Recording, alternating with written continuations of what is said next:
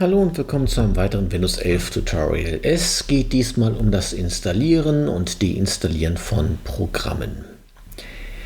Mittlerweile gibt es diesbezüglich verschiedene Möglichkeiten. Der klassische Weg führt über Installationsdateien, die man sich herunterlädt. Hier habe ich zum Beispiel Firefox heruntergeladen, Notepad und die aktuelle Version der PowerShell. Diese Installationsdateien liegen als Exe-Datei oder auch als MSI-Datei vor. Mit einem Doppelklick wird die Installation gestartet. Ich zeige das mal anhand von Notepad. Häufig ist es so, dass man noch Angaben machen muss. Hier zum Beispiel bei Notepad die Sprache einstellen. Der Installationsassistent läuft dann durch und nach Abschluss der Installation steht euch dann dieses Programm unter Windows 11 zur Verfügung. Irgendwann kam dann der Microsoft Store hinzu, über den man ebenfalls Programme installieren kann. Dazu öffnet ihr den Microsoft Store. Hier seht ihr die Startseite. Hier oben könnt ihr einen Suchbegriff eingeben. Ich möchte jetzt mal die Spotify-App herunterladen. Dann öffnet sich hier diese Seite mit dem Installieren-Button. Hier müsst ihr einfach nur raufklicken und schon landet in diesem Fall Spotify auf eurem Windows 11 System und kann genutzt werden.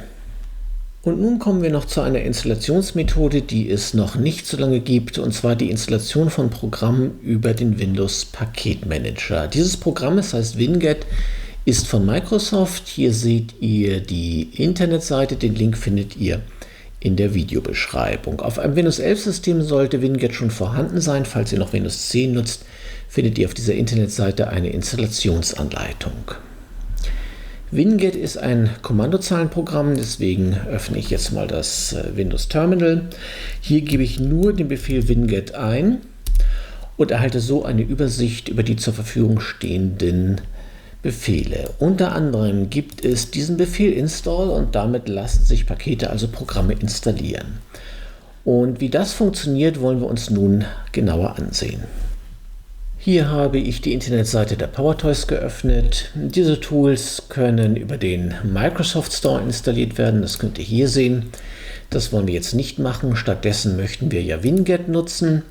Dazu kopiert man diesen Befehl, öffnet anschließend das Windows Terminal, fügt den Befehl hier ein, drückt Enter und dann werden die Pakete zunächst heruntergeladen und anschließend installiert.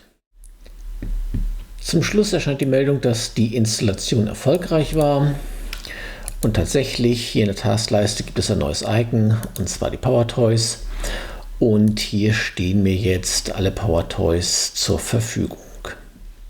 Kommen wir nun zur Deinstallation von Programmen. Da gibt es natürlich den altbekannten Weg über die Systemsteuerung. Ihr klickt hier auf Programme deinstallieren und dann wählt ihr das Programm aus, das deinstalliert werden soll.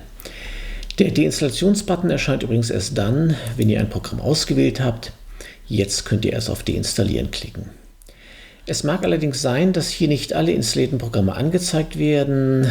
Insbesondere jene Programme, die über den Microsoft Store installiert wurden, mögen hier nicht erscheinen. Außerdem kann es natürlich sein, dass dieser Weg über die Systemsteuerung zukünftig nicht mehr zur Verfügung stehen wird. Deswegen solltet ihr eher einen anderen Weg wählen, und zwar klickt ihr mit der rechten Maustaste auf Start und anschließend auf Installierte Apps. Hier könnt ihr nun bei Apps durchsuchen, den Namen jener App eingeben, die deinstalliert werden soll.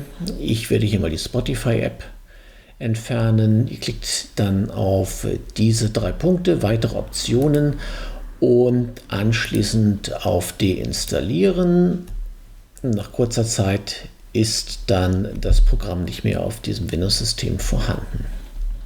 Mit dem Paketmanager Winget können ebenfalls Programme deinstalliert werden. Der Befehl dazu lautet uninstall. Und ich werde hier mal die PowerToys wieder entfernen. Dazu mache ich aus Install, Uninstall, bestätige das Ganze mit Enter und schon werden die PowerToys deinstalliert. Das war's für dieses Mal. Bis zum nächsten Windows-Tutorial. Macht's gut und tschüss.